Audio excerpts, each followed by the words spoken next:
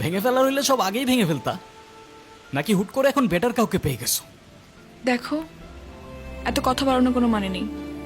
অযথা সময় নষ্ট করো না।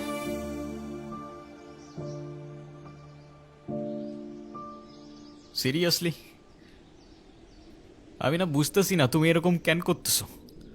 আচ্ছা তুমি আমাকে বলো, বিএসসির জন্য আমার কানাডাতে স্কলারশিপ সহ সব কিছু রেডি ছিল।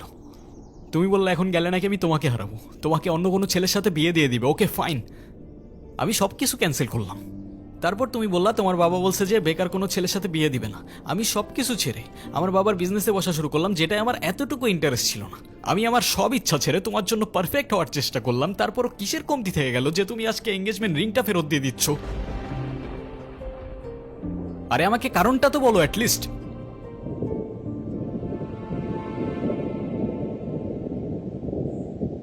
কোনো কারণ নেই। আমার মনে হচ্ছে না আমাদের একসাথে থাকাটা possible. That's it. That's it?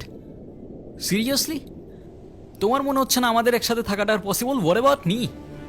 আমার কি মনে হচ্ছে সেটার কোনো ভ্যালু নাই? আমার সাইডটা কে দেখবে রুহি? দেখো, এত কথা বাড়ানোর কোনো মানে নেই। অযথা সময় নষ্ট করো না। সময় তো তুমি আমার নষ্ট করছো। এরকমটাই করার হইলে আমার লাইফটা কেন নষ্ট করলা? ভেঙে ফেলার হইলে সব আগেই ভেঙে ফেলতা, নাকি হুট করে এখন বেটার কাউকে পেয়ে গেছো?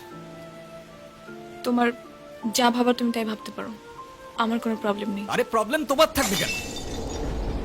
প্রবলেম তো তোমার ক্যারেক্টারে।